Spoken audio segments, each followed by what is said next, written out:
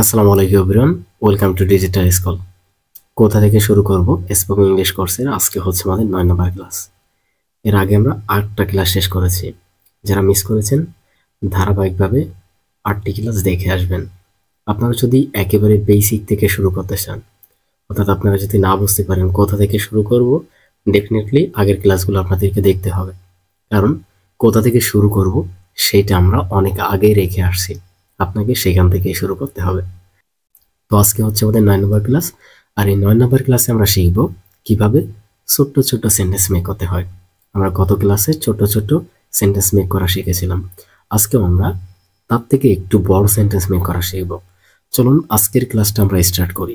এখনো যারা আমাদের ফেসবুক পেজটাকে ফলো করেননি অবশ্যই ফলো করে দিবেন, এবং যারা ইউটিউব চ্যানেলটাকে সাবস্ক্রাইব করেননি অবশ্যই সাবস্ক্রাইব করে দিবেন। এখন চলুন আমরা স্টার্ট করি। আজকে আমরা শিখব বেসিক্যালি দিস ইজ দিয়ে কিভাবে বাক্য গঠন করতে হয়। অর্থাৎ প্রথমে আমরা দিস ইজ কে ব্যবহার করব, তারপরে my, our, your, their, his, her, its, ঠিক আছে, এইগুলোকে ব্যবহার করব। এইগুলোকে ব্যবহার করে কিভাবে আমরা হাজার হাজার সেন্টেন্স তৈরি করতে পারি সেটা আমরা শিখব। এখন এইখানে সব থেকে গুরুত্বপূর্ণ যে কথা সেটা হচ্ছে আমি এইগুলো আপনাদেরকে দেখিয়ে দেব এবং হাতে ধরে ধরে শিখিয়ে দেব, কিন্তু আপনাদেরকে প্র্যাকটিস করতে হবে।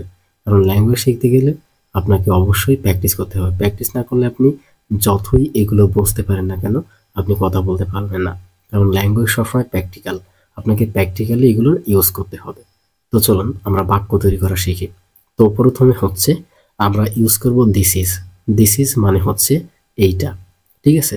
অর্থাৎ আমরা অনেক সময় বলি এইটা আমার বই, এইটা আমার খাতা, ঠিক আছে, এইটা আমার বাড়ি, এই ধরনের হাজার হাজার কথা আমরা বলি। তো সেই কথাগুলোকে আমরা সুন্দর ওয়েতে শিখব, ঠিক আছে।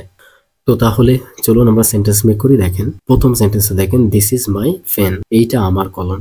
দিস ইজ মাই পেন, দেখেন মাই মানে হচ্ছে আমার, দিস ইজ মানে এইটা, তাহলে এইটা আমার কলম, অর্থাৎ পেন মানে হচ্ছে কলম, তাহলে দিস ইজ মাই পেন, এইটা আমার কলম। এখন আপনি চাইলে এই পেনের পরিবর্তে আরো ওয়ার্ড ব্যবহার করতে পারেন, অর্থাৎ পেনকে বাদ দিয়ে দেন, দিয়ে এখন আপনি এই ফরম্যাটটা নেন, দিস ইজ মাই, এরপরে আপনার কি আছে সেটা আপনি বলেন। ধরুন আপনি বললেন যে আমার বই, ঠিক আছে, দিস ইজ মাই বুক, এটা আমার বই।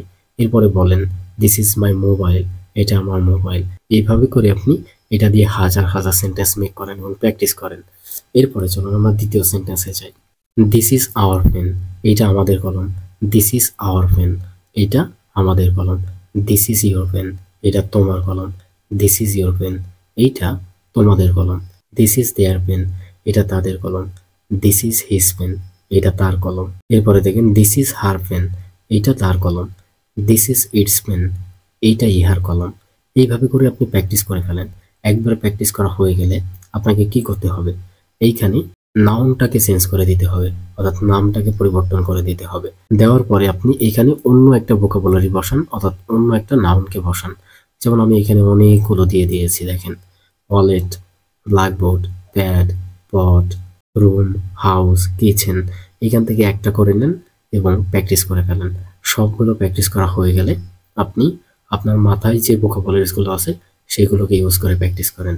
এখন এখানে ছোট্ট দুইটা বিষয় আছে, যে দুইটা বিষয় আপনাদেরকে একটু বুঝতে হবে।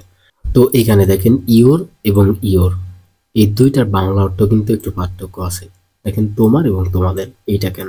দেখেন ইওর দ্বারা তোমারও বোঝায়, আবার ইওর দ্বারা তোমাদেরও বোঝায়।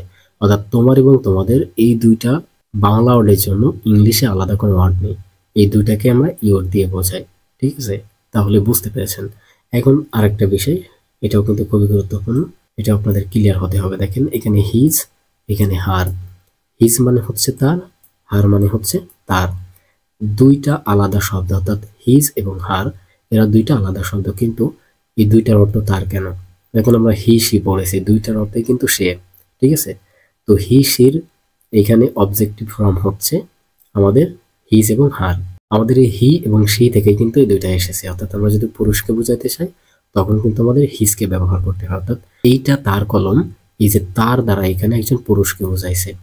আর এইখানে দেখেন হার, হার মানে হচ্ছে তার, এই তার দ্বারা একজন মহিলাকে বা একজন মেয়েকে বোঝাচ্ছে। অর্থাৎ এইটা তার কলম মানে কোনো একজন মহিলা বা কোনো একটা মেয়ের কলম, সেইটা আমরা ইনডিরেক্টলি বলতেছি।